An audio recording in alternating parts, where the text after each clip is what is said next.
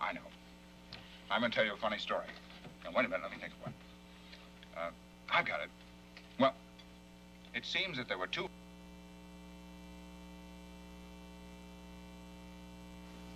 I know. I'm going to tell you a funny story. Now, wait a minute, let me think of one. I've got it. Well, it seems that there were two Frenchmen who went to America. On which boat? On which... Oh, let's drop it. I don't think you'd care very much for that one anyway. Probably not. Here's a great one.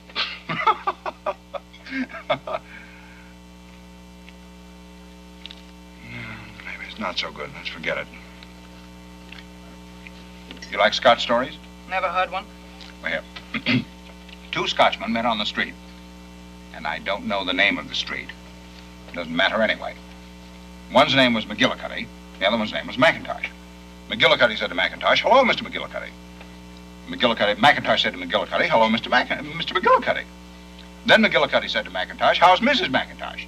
And McIntosh said to McGillicuddy, "How's Mrs. McGillicuddy?" I wish they'd never met. So do I. Well, how's this one? Two men are looking at the moon. One of them says to the other, "Is it true that a lot of people live on the moon?" The other one says, "Sure, it's true, about 500 million. Then the first one says, "Whew, they must be pretty crowded when it's half moon."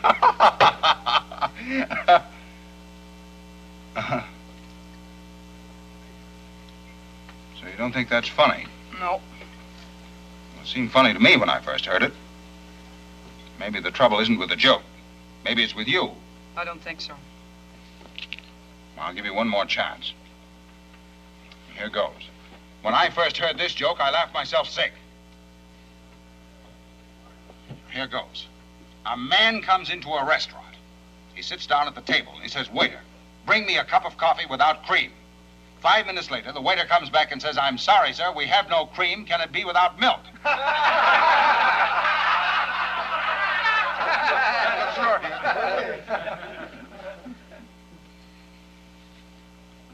Not funny, huh? No. Well, it is funny. Everybody else thought it was funny. Maybe you didn't get the point. I'll tell it to you again. A man comes into a restaurant. Did you get that? Yes. All right. He sits down at the table and he says to the waiter, "Did you get that?" Yes. All right. It isn't funny so far, but wait a minute. He says to the waiter, "Waiter, bring me a cup of coffee." And 5 minutes later, the waiter comes back and says, "I'm sorry, sir, we're all out of coffee." Oh, no, you've got me all mixed up now. Sits down at the table and says, "Waiter, bring me a cup of coffee." And 5 minutes later, that's it. He says, "Waiter, bring me a cup of coffee without cream." And 5 minutes later, the waiter comes back and says, "I'm sorry, sir, we have no cream. Can it be a glass of milk?" Oh, you have no sense of humor. None whatsoever. Not a grain of humor in you. There's not a laugh in you. Everybody else laughs at it, but not you.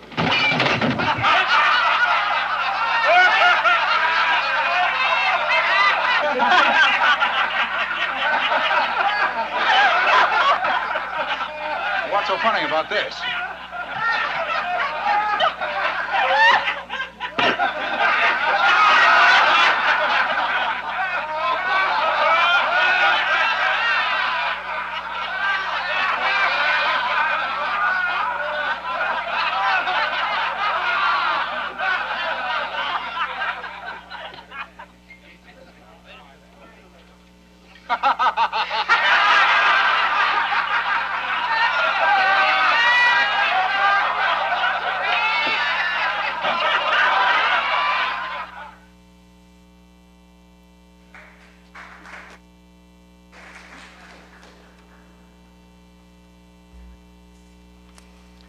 Good morning. I can safely say this is the only church in the world that has begun its service with Greta Garbo laughing. Welcome to Shawnee Mission Unitarian Universalist Church. Whoever you are, whomever you love, wherever you are on your life's journey, you are welcome here. We are so happy that you've chosen this YouTube channel, this Sabbath, this sanctuary in time. We know that you have so many options on Sunday morning, and that you chose to be here is something that we celebrate. We extend an especially warm welcome to our visitors and anyone who may be watching our service online for the first time. If you're visiting for the first time, you can get more information about this congregation and Unitarian Universalism in the foyer after the service. If you're watching online, just click the Get in Touch link for a form to fill out and get in touch with us, and it's in the description of the video. We now invite everyone to greet each other in any way you possibly can, with elbows if you're here, or if you're joining us online, please say hi in the chat.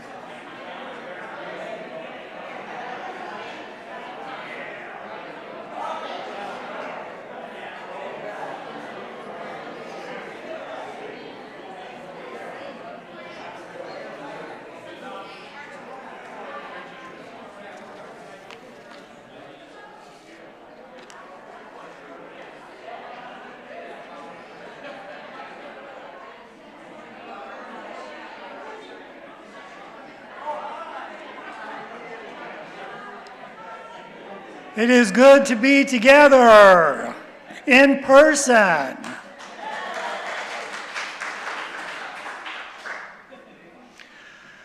Today we have a few announcements. The first one will be by James Tice.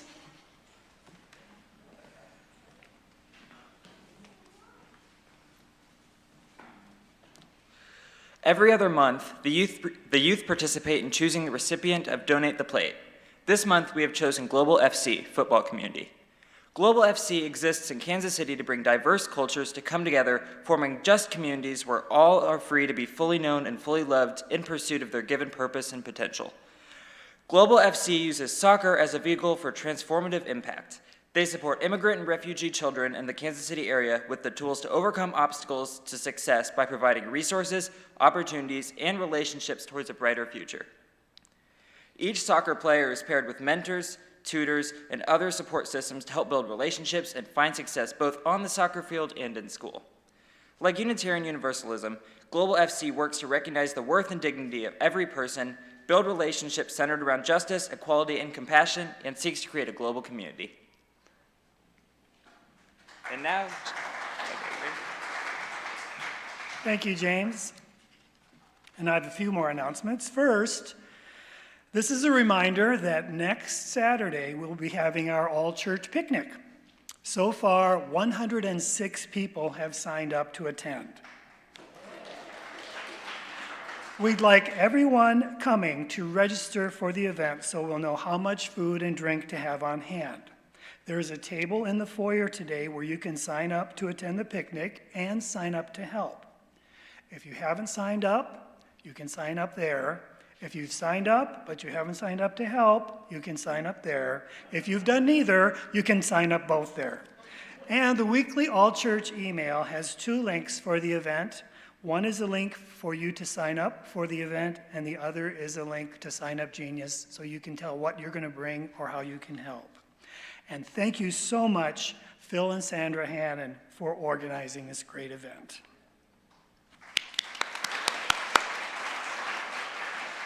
And wouldn't it be great if we could have more events like this? Well, we can. We can make them happen. I'm happy to announce that we've created a social connections team here at SMUUCh. Your all-church weekly email has information about the new team, but in case you missed it, our social connections team has one purpose: to bring people in our church community together by planning and promoting social events of all kinds. Church-wide events like picnics, potlucks, and parties, outings to local points of interest like museums or new restaurants, Interesting talks and lectures delivered by in-house and guest speakers, in-home hosted dinners and parties for small groups of people, pop-up ad hoc community events that people in the church go to together. This team is not intended to replace any event that's being planned right now by a group or an individual, just to make sure we do more of it. Would you like to plan a church event? The Social Connections team can help. This is an exciting and ambitious effort. And after the past couple years, we need connection more than ever. You can join the team in any number of roles, as a planner or as a helper of some kind. Sign up online using the link in the all-church email. You can send an email to the Congregational Life team at congregationallife@smuuchurch.org, or talk to me after the service. Your help is important. It's great to be meeting in person today and enjoying each other's company after the service in Fellowship Hall with coffee. Even though we're meeting in person today, there will continue to be people attending the service online by watching the live stream. And for these people, we're setting up a regular online Zoom fellowship time that will begin immediately following the service. To offer online fellowship time every Sunday, we'll need some volunteers to open the online meeting and serve as host. If you attend service online, I'm talking to you people out there, on a regular basis and can serve as host one Sunday per month, please let us know by sending an email to the Congregational Life team. That's Congregational Life, all one word, at SMUUChurch.org. If you are unfamiliar with Zoom, training will be happily provided. If you're watching from home today, please drop into the Zoom fellowship time after service to discuss the sermon, connect with others in casual conversation, or just to say hello. There's a link in the description area of today's video. Thank you.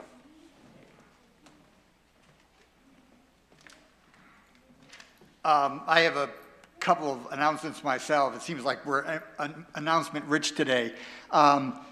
Colette mentioned that a couple weeks ago there was someone talking about disabilities, and there would be books available for people to purchase. Well, the church has been closed the last few weeks, so that was impossible, but there will be books in the lobby for you to purchase. And there is the book. Wow, it's like Carol Merrill.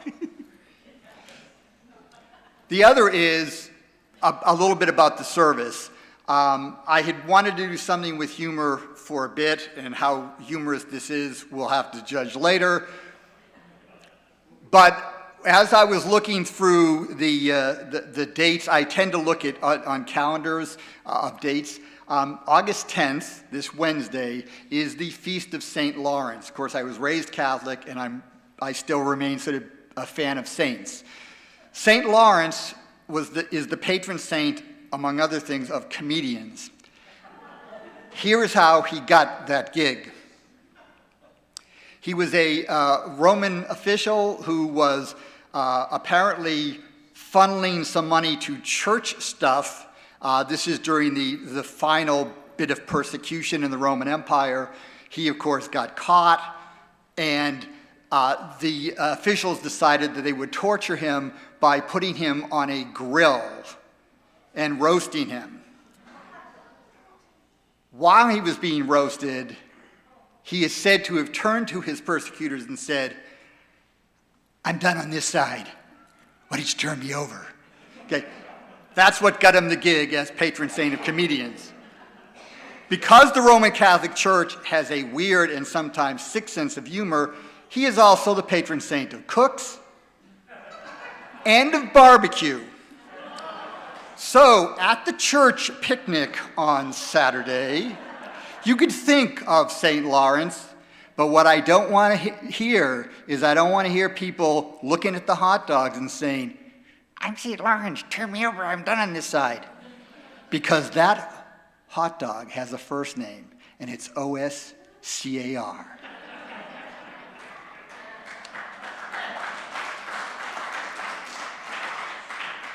I think we're done with announcements.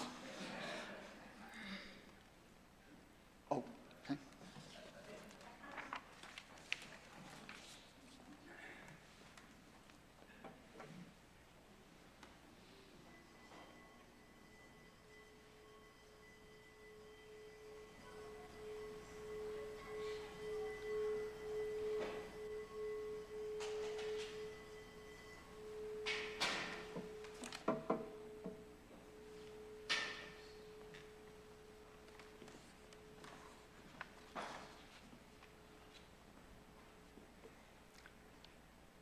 Hear these words from comedian Jack Handy.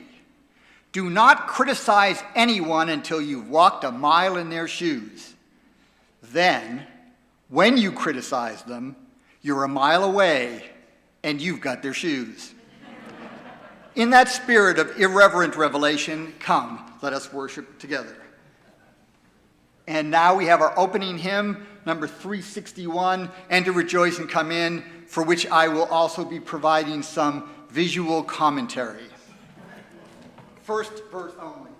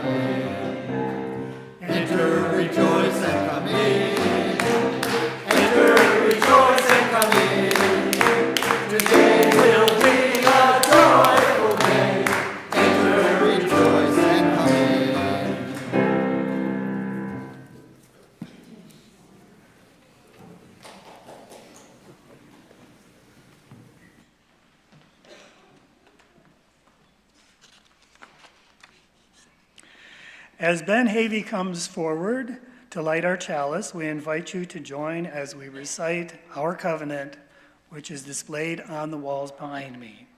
Let us affirm that love is the doctrine of this church, the quest for truth is its sacrament, and service is its prayer.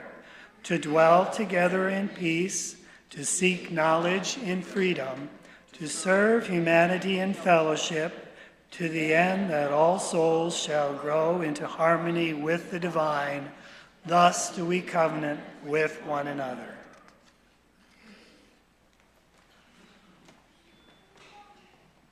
So if the children, I guess, would come forward, although this could be sort of done just generally, what I'm going to be doing is not quite reading, sort of like telling from memory the true story of the three little pigs, as told to John Shiska.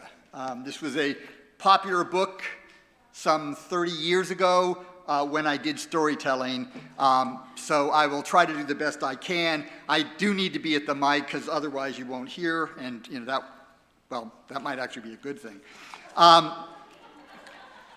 So, everybody knows the story of the, oh, wait a minute, and I've left it in the car. Oh, no, I didn't, thank you.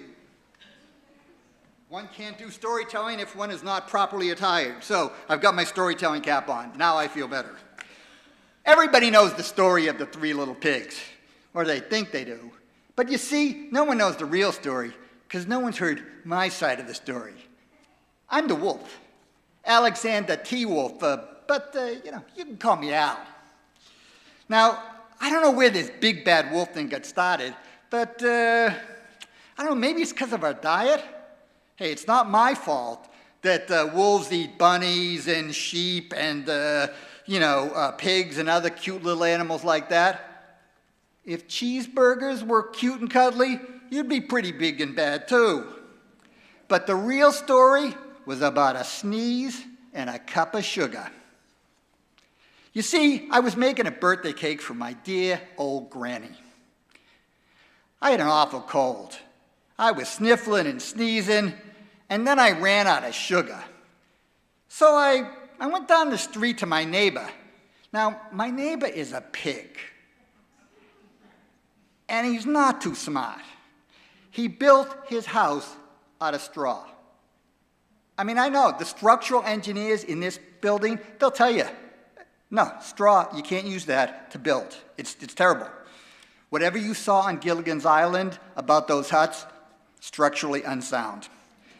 At any rate, as soon as I knocked on the door, it fell right in.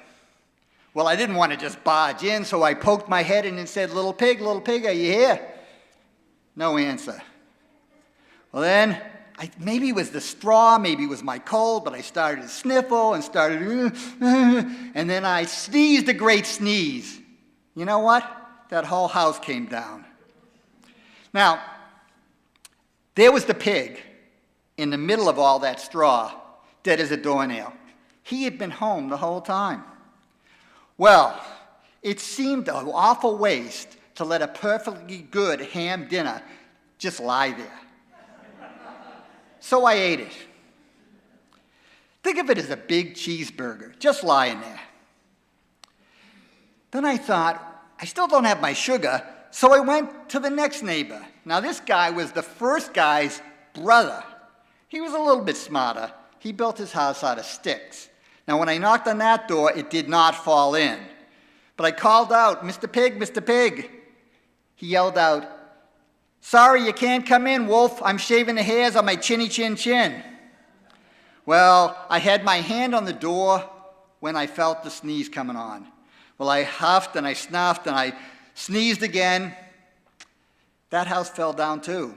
It took a little longer, but it still fell down. Well, there was the second little pig, just like his brother, dead as a doornail.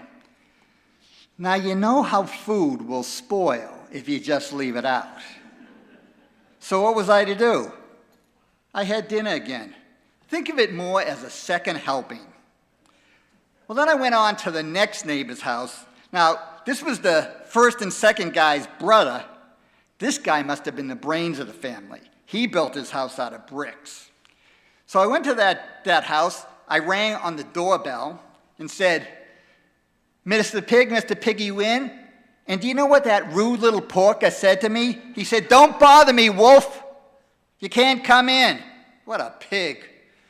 Well, I was just about to leave when again the sneeze, and I was huffing and snuffing and sneezing, and then that guy called out and said, yeah, and your granny, she can go sit on a pin. Well, I'm usually a pretty calm fella, but when you talk about my granny like that, well, so there I was banging on the door, trying to get in. I was really pretty upset when the cops showed up with the news people. Yeah, there were people from Channel 5, Channel 9, Action News. Yeah, they were all there. They thought a story about a guy trying to make a birthday cake for his granny just wasn't sexy enough. So they added all the huff and puff and blow your house down stuff. That's right. They turned me into the big bad wolf. I was framed. But while I'm sitting here in the pig pen, yeah, that's right, the pigs are the police force in this town. You can't get justice. Could you send this message to my granny? I could sure use a cake right about now. One with that special iron additive. If you do that, that'd be great. Thank you.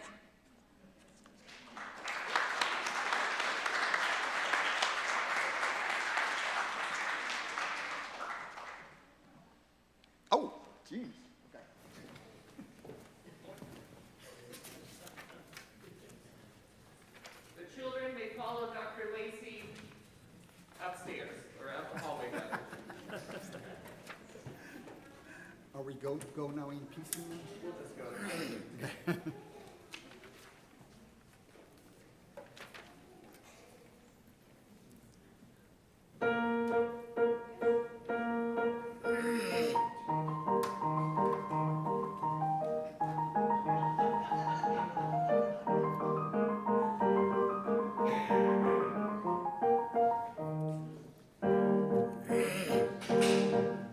I am the very model of a modern Unitarian, far broader than a Catholic, Hindu, Jew, or Presbyterian. I know the world's religions and can trace their roots historical, from Moses up to Channing, all in order categorical. I'm very well acquainted with two theories theological. On existential questions, I am always wholly logical. About most any problem, I am teeming with a lot of views. I'm full of fine ideas that will fill our church's empty pews. We're full of fine ideas that should fill our empty pews. We're full of fine ideas that should fill our church's empty pews. We're full of fine ideas that should fill our church's empty pews.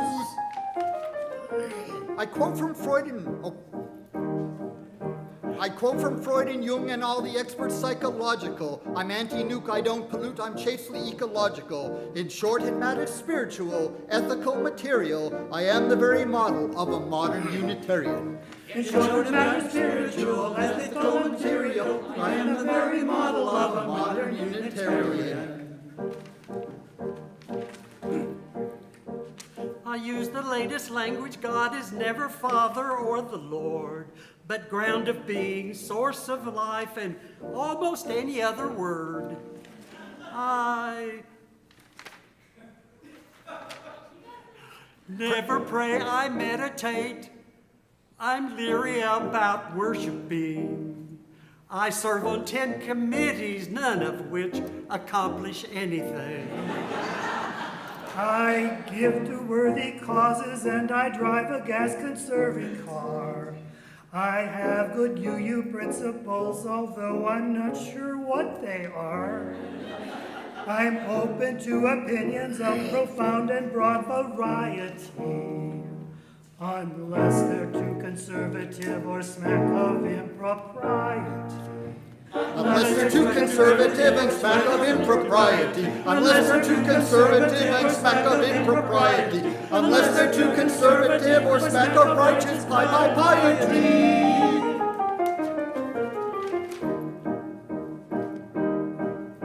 I formulate agendas and discuss them with the best of them. But don't ask me to implement, we leave that to the rest of them. In short, it matters spiritual, ethical, material. I am the model of today's religious liberal. In short, it matters spiritual, ethical, material. We are the very model of today's religious liberals. In spite of the spiritual, ethical, material, we are the very model of today's religious liberals.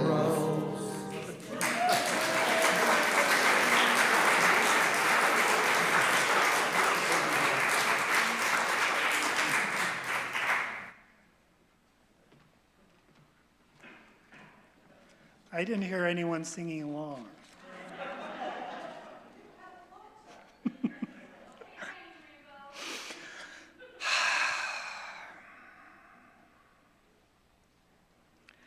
This is the time in our order of service when we draw to heart and mind those in our midst who are suffering and those who feel the sweet relief of our burdens easing. We give our love to those untangling themselves from relationships that no longer serve them. We grieve for the loss of energy and time chronic illness takes on the body and mind. And our hearts go out to all who are struggling to make ends meet, especially now. We extend our gratitude to people who make caring for children their primary spiritual practice, and we join in wonder with all people who are bravely facing their final days. And as always, we rejoice over the exquisite beauty in this world, as small or life-changing as each piece of beauty may be. And now I invite you to come forward and briefly share in one or two or three or four sentences a rare joy or profound sorrow and light a candle.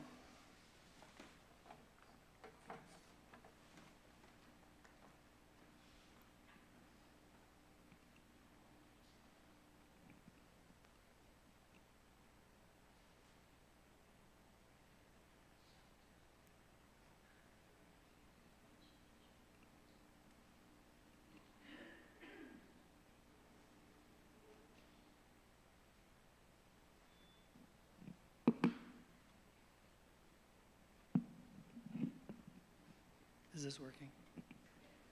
It is? I would like to start, I'm Jim Christ, and I would like to start the candle lighting with a candle of love and remembrance for Bea Notley, who passed away July 31st. She was 101 years old.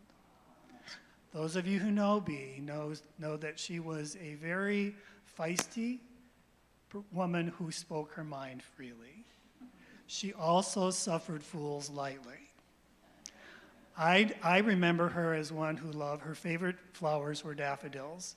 And every year she would give me money to plant more daffodils on the church grounds.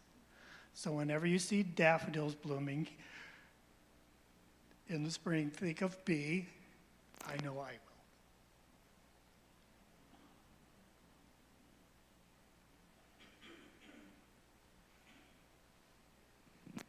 I'm lighting 2 candles. One is going to be for, in honor of Richard and Mary Ruth. We are taking care of the household and the legacy of Mary Ruth. We've been uncovering stories we hadn't heard of, documents from her childhood, from her high school career, and even a college dean who was so enamored and impressed with her that he insisted on having her in his college, and the stories that go through everything about her, and we're preparing to send off to the family, her children that live now in Colorado and in Europe.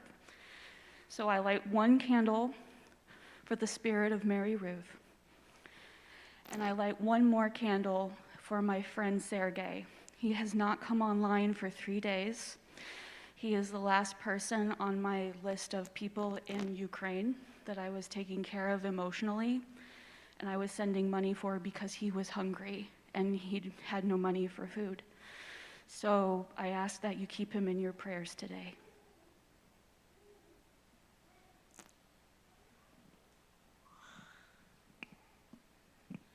I'm Melissa Malozzi, and I am going to light a candle for one of my nieces who recently experienced some health issues that were quite concerning.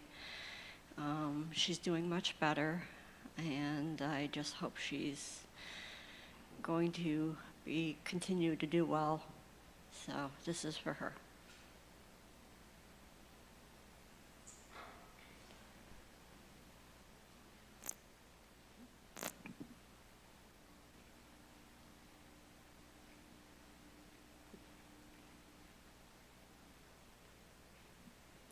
I'm Jean Groth, and I am lighting a candle because the vote on the 2nd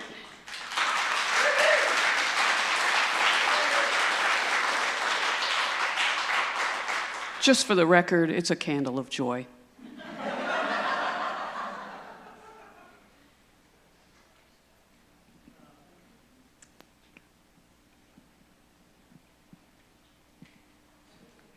I'm lighting a candle of joy for being here. I haven't been here for years because of my schedule, and we've been members for about 17 years, and I haven't been here for literally years, so I am absolutely joyful to be here.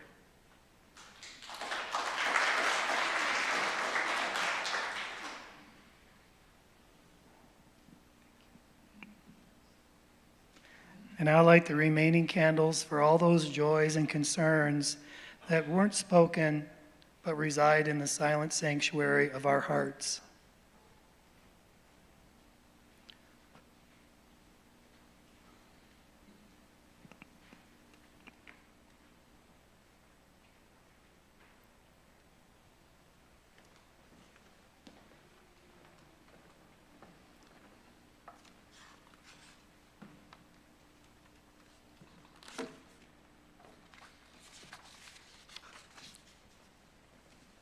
And I would like to actually piggyback on the statement about the vote. The service is entitled Stand-Up Guy, and it seems to me that this past Tuesday, the people of Kansas, this church, as part of that, but also I think as an important part of that, did in fact stand up. So, for this particular moment of meditation, I'm going to say one word. It'll be coming up. Reflect on that word for 1 minute. Close your eyes if you wish. I generally do. The word is smile.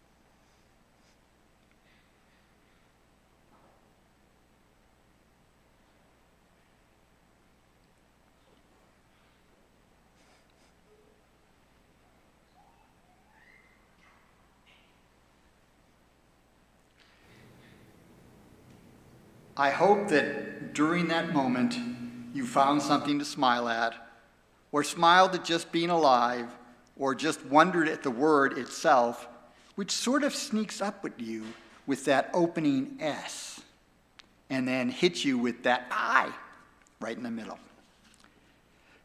Now, 3 statements. The first from Steve Brown. If there is no joy and freedom, it is not a church. It is simply a crowd of melancholy people basking in religious neurosis. The second from St. Teresa of Avila. St. Teresa's Academy in Kansas City is named after her. She once said, is credited as saying, for our soured-faced smiles, for our sour, yeah, let me try that again. Oh, St. Teresa, help me. From our sour-faced saints, good Lord, deliver us.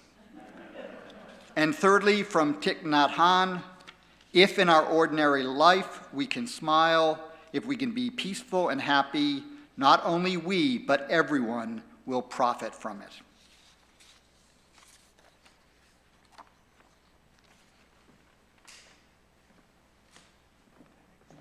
Yep.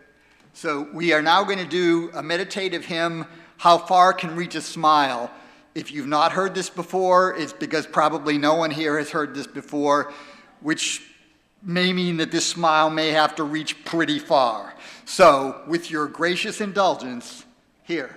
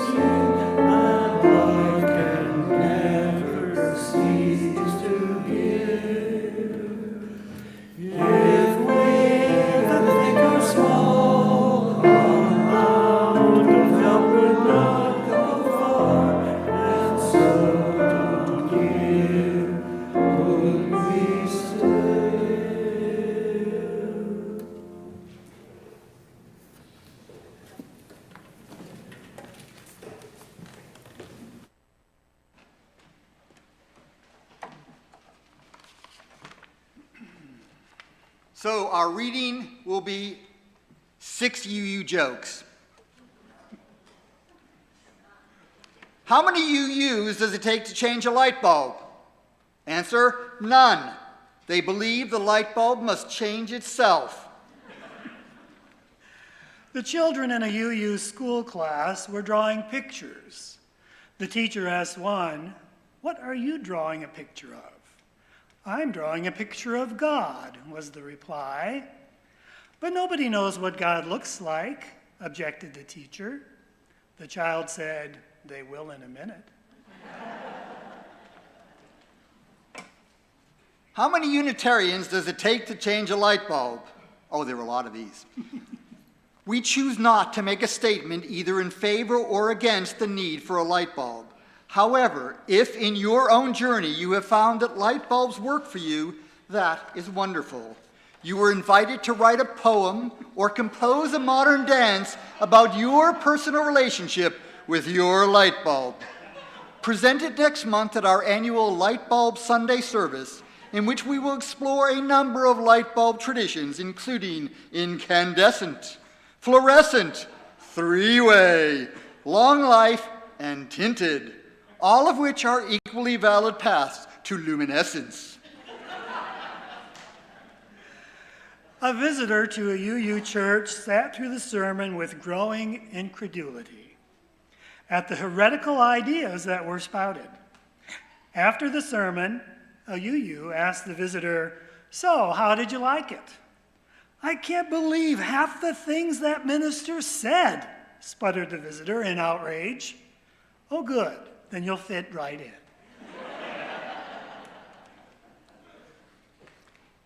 Jesus took a Unitarian out fishing, and the Unitarian accidentally dropped an oar and watched it float away. Jesus stepped out of the boat, walked across the water to the oar, grabbed it, and walked back to the boat. The next day, a friend asked the Unitarian if he enjoyed fishing with the Lord. "It was okay, but would you believe it? That guy doesn't swim." This is the last one. Why did the UU cross the road? To support the chicken in its search for its own path. Thus end the readings.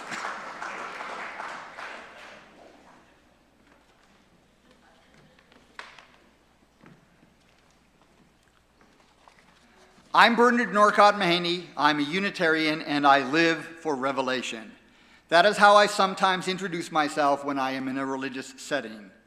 I do it for two reasons. Partly because I identify more as Unitarian than as Universalist, even though I do accept the singular truth of Universalism that hell don't make no sense and no one's going there.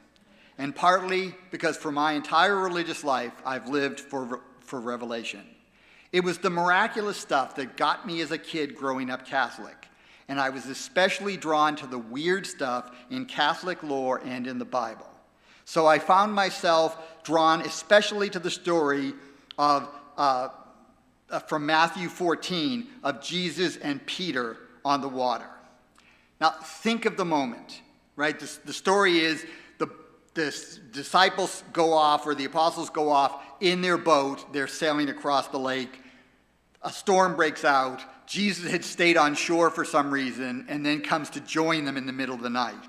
So think of this. Jesus is walking in the water as if it's no big thing. Now that is freaky, and it caught my attention.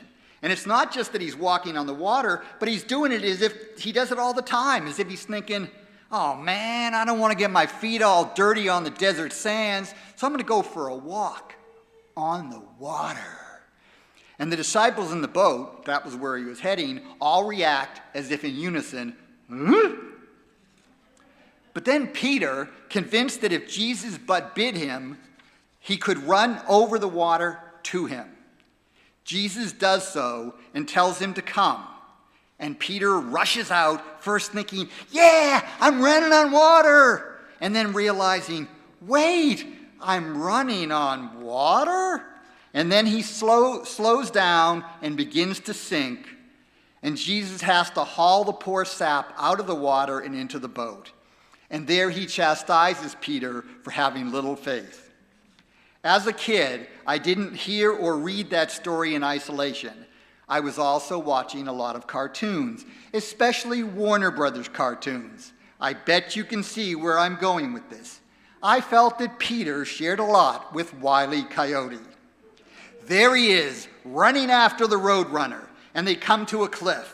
And the Roadrunner is so fast, he runs across this great chasm to the other side, and then stops, turns, and goes beep, beep. Wile comes running after and runs off the cliff, makes it about halfway when it dawns on him that he's no longer on terra firma. He slows down, stops, hangs there for a moment in midair, turns to the camera, holds up a sign, flips the sign, gulps, lifts his free hand, waves bye-bye, and then falls. Now, some of us would say that in comparing this miraculous moment from Matthew with a Roadrunner cartoon is being sacrilegious, and that in making such an observation, I should be ashamed of myself. I would reply that such an image first came to me when I was about 7 or 8, so why are they picking on kids?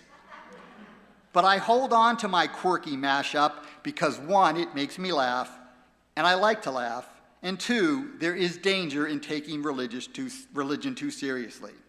Karl Barth, the German theologian, said that laughter is the closest thing to the grace of God. St. Teresa of Avila is once said to have prayed, I'll get it right this time, "From these sour-faced saints, dear Lord, deliver us." And from our own tradition, Henry Ward Beecher noted that mirth is God's medicine. Everybody ought to bathe in it.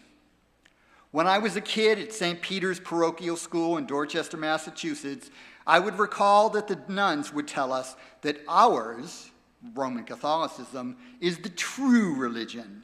There might be people of other faiths, and they might be good, but they're deluded.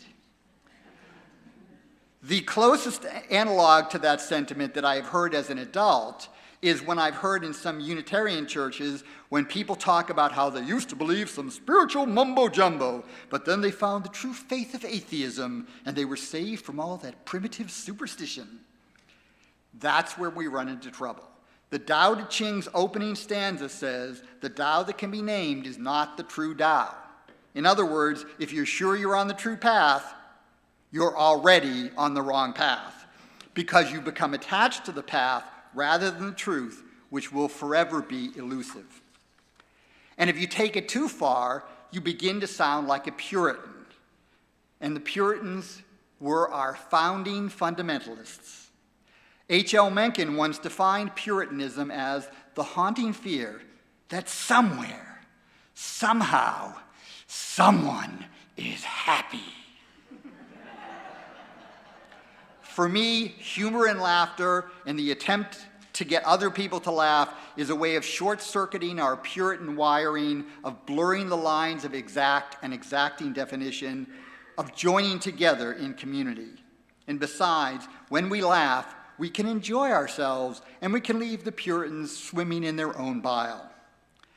And to the point of getting past definitions that cut us off from one another, here's a joke from a book, Between Heaven and Mirth, Why Joy, Humor, and Laughter Are at the Heart of the Spiritual Life, by James Martin, S.J., the official chaplain of the Colbert Report and an editor of the Jesuit opinion journal, America.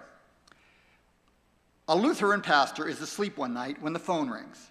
The fire department is calling to say that someone is about to jump off a roof. The pastor throws on his clothes, jumps in his car, races to the house. When he arrives, a firefighter points to the man on the roof. "Don't jump," yells the pastor.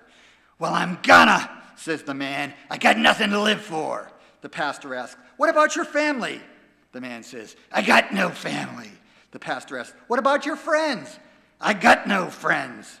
I mean, with this sparkling personality. Okay. The pastor thinks and says, "Well, I think we could be friends. I bet we have a lot in common." "I doubt it," says the man. The pastor asks, "Well, do you believe in God?" The man says, "Yeah." "See, we have that in common. Are you a Christian?" The man says, "Yeah." "Me too," says the pastor. "Are you a Lutheran by chance?" "Yeah," says the man. "I'm a Lutheran pastor. We have so much in common." The pastor pauses for a moment and then asks, Which branch? Missouri Synod or Evangelical Lutheran? Evangelical Lutheran, says the man. Then the pastor says, in that case, jump, you heretic. The way that joke works, and the way most comedy works, is that we have a setup which leads us in one direction, and a skilled stand-up comedian can get our attention and lead us along, and then follows the punchline where the story goes in an unexpected direction. Comedian Michael Jr. in a TED Talk on comedy describes that moment as revelation fulfilled and joy delivered through laughter. And others have pointed to humor as rapid truthing, as something which tells us the truth more quickly and directly than we're used to, something that I and Michael Jr. would call revelation. And what might be a truth which this joke delivers? It highlights the folly of sectarianism, which blocks us from coming together. Humor is all about community and the realization that we're all in this together.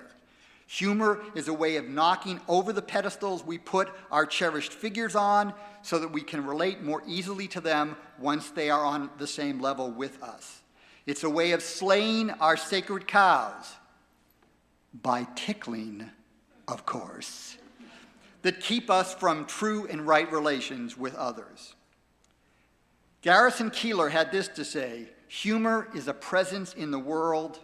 Like grace, it shines on everyone. To which the Reverend Susan Sparks, a former Wall Street person who chucked it for a career in stand-up and then had a moment of revelation and a vocation and became an American Baptist minister, a role that she still serves in New York City. She would add that humor can empower us to live with elegance and beauty and a generosity of spirit, with grace. When I was a teen, and maybe even when I was a preteen, humor seemed to me the best way that I could think of to see the face of God who was smiling. Now, you might say, I'm no good at jokes or at being funny. Well, that may be true now, but I bet you're funnier than you think. But you only get better at this stuff by working at it. As the old joke goes, a visitor to New York asks a native, "Can you tell me how to get to Carnegie Hall?" The answer comes, and you all know it, practice, practice, practice. Hang out with funny people. Watch more comedies and stand-up comics at their work. That's where you develop a sense of timing. But as you practice your comedy, there are rules that you should follow. Humor is or should be a servant to the truth, or to truth. It is a more rapid way of cutting through all the crap to get at a sudden insight to an aha or ha-ha moment. First, ask yourself before you tell a joke, is it true? Jokes should not be used in furtherance of a lie. Ask yourself, is it helpful? Jokes can be used to help other people get to truth, or yourself, to get to truths that at first seem strange or uncomfortable. But a joke that doesn't help is at best a waste of time and could be quite counterproductive. And finally, is it kind?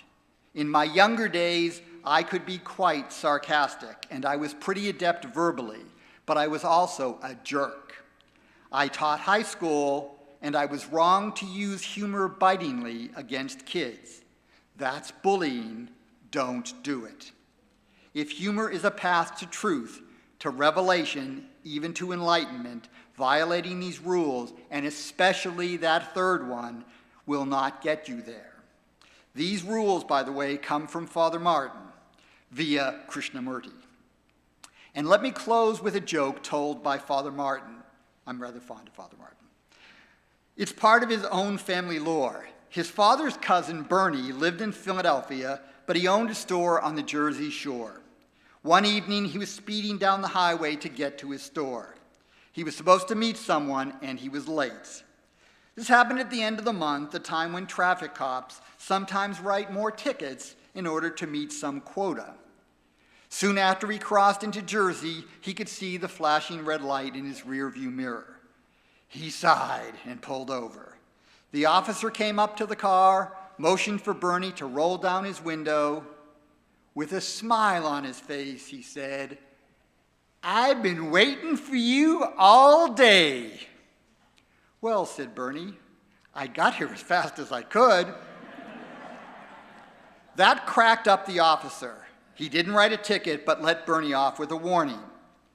It worked out well for Bernie, but also for the cop. For a moment, he could let down his cop persona and see a fellow being before him rather than a problem or some violation of traffic law.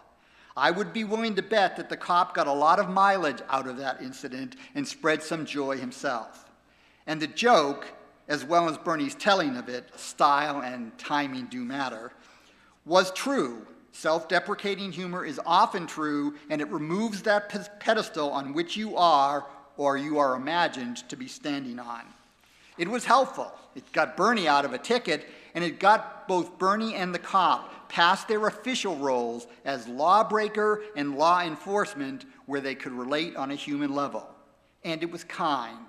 Both the cop and Bernie were being ironic, but neither was being unkind. Humor not only helps us realize for a moment some truth, it also helps us wonder. It helps us get past all those definitions that box us in. For we are more than our medical diagnoses, more than a catalog of the shortcomings others point out in us, or that we tell ourselves, more than all which might contain us. You may recall the French mime, Marcel Marceau, in his role as Bip. One of the routines he did was the box.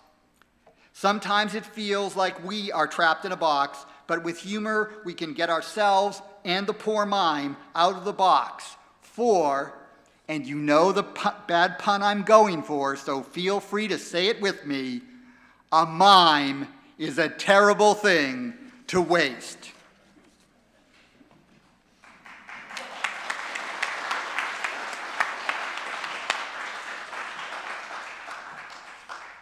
Bernie never disappoints.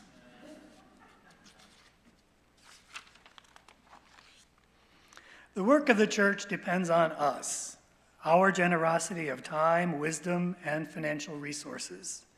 Today, our Donate the Plate goes to Global FC football community. We invite you to give generously to support the ongoing work of the church. If you want to indicate your check as for your pledge, just write pledge in the memo line.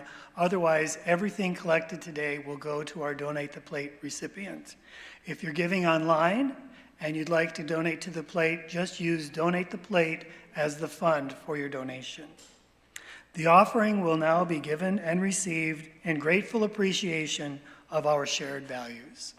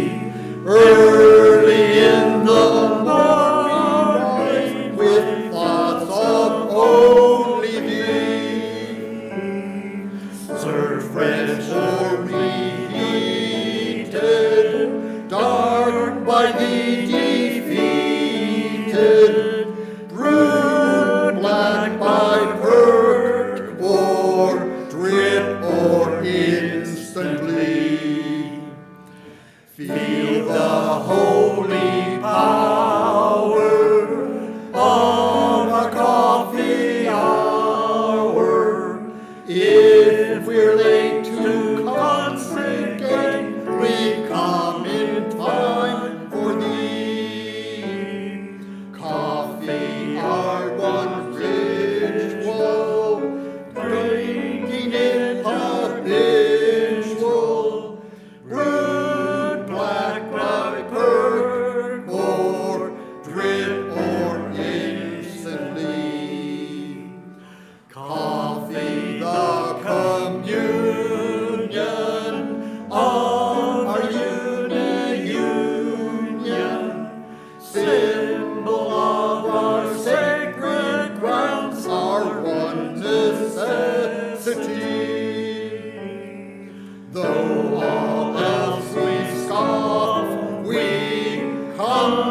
church for coffee.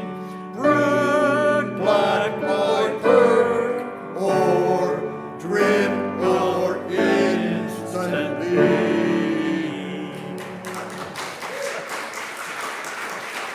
All hail the supreme being.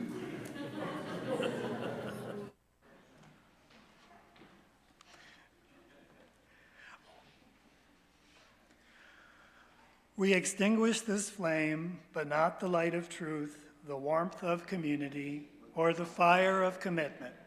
These we carry in our hearts until we are together again. Please join us for our closing hymn, number 1024, When the Spirit Says Do.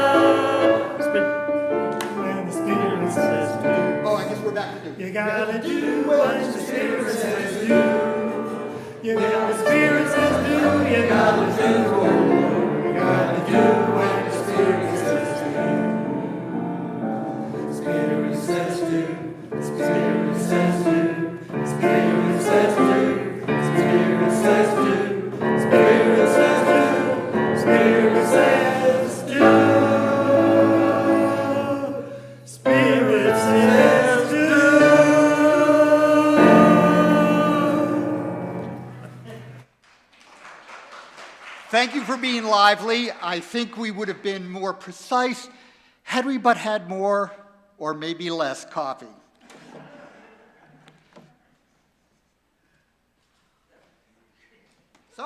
Somewhere or other I had a benediction.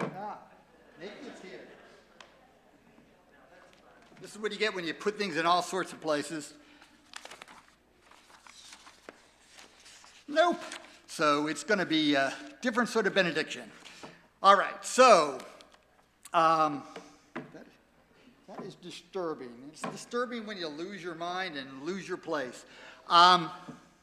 So this week, when I was doing my reading for this service, I came across one thing that I wanted to talk about, but I couldn't fit it in, and those were Japanese koans, right? These are riddles that help you try to figure stuff out by getting out of the world of logic into something else. The most famous one, what is the sound of one hand clapping, is a famous koan that you would know.